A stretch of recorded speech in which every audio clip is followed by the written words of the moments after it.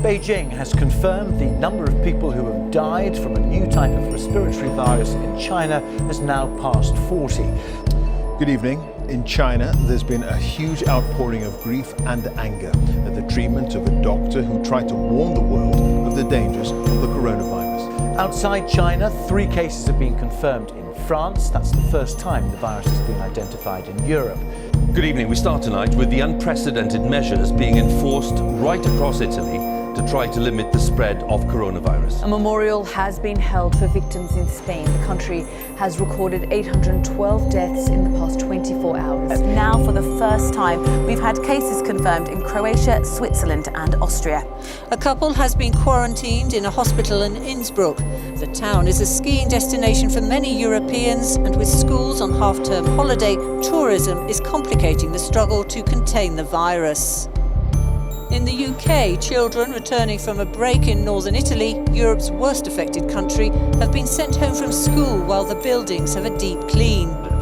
Tonight, at least 349 deaths reported in just the last 24 hours in Italy alone. The images are haunting. You've seen them. France, Spain, and Germany now locking down their countries.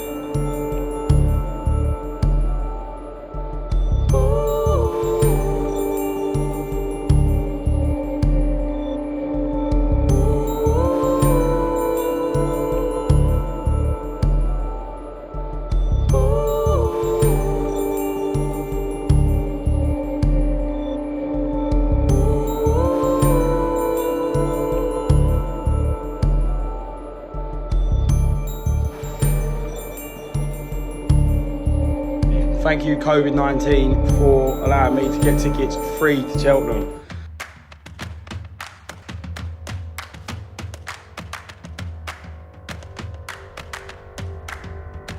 I'm shaking hands continuously.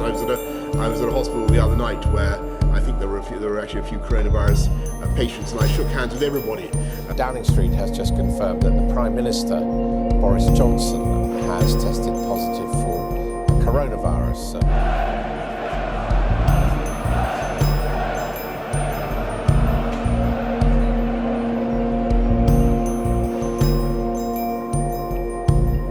This is a vital update about coronavirus.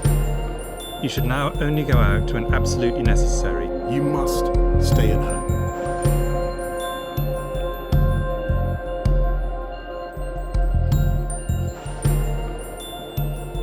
Dominic Cummings broke the rules. The country can see that, and it's shocked the government cannot. This is absolutely insulting the British public's intelligence. In Durham, a family who couldn't be with their father when he died from the virus were not impressed by Dominic Cummings' explanation. The worst part for me is it's the deceit. It's the fact that he's come out live, read from a script, stuttered through his answers, and not what he's been given chance after chance to apologise for his actions, and he hasn't. All he's done is tried to cover up instead of saying sorry. To get customers back into restaurants, cafes and pubs and protect the 1.8 million people who work in them, I can announce today that for the month of August, we will give everyone in the country an Eat Out to Help Out discount.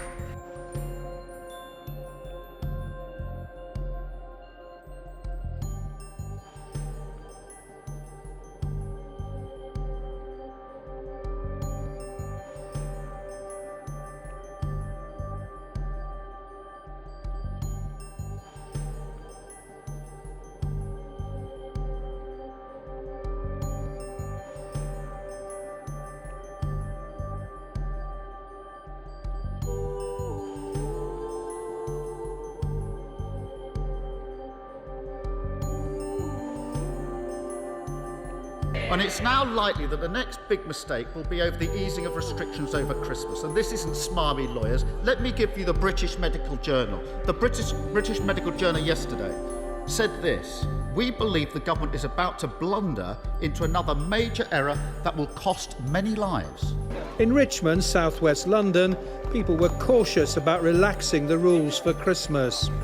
Relaxing the rules isn't a bad idea, but it sounds like we're going to have to then pay for it afterwards. Some scientists are strongly opposed to suspending lockdown rules at Christmas. The idea that we will have Christmas and then lockdown in January to me makes absolutely no sense.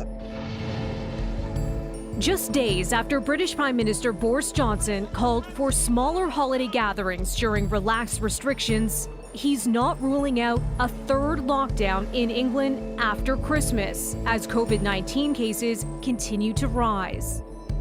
As I speak to you tonight, our hospitals are under more pressure from COVID than at any time since the start of the pandemic.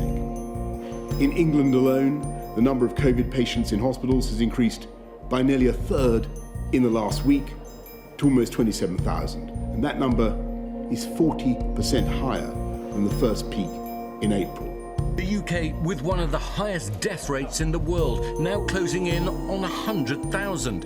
And hospitals remain as busy as any time in this pandemic. Well, one spot of brighter news is that the rate of vaccine injections here and in the US is growing. The concerns on both sides of the Atlantic that supplies are going to struggle to keep up with demand.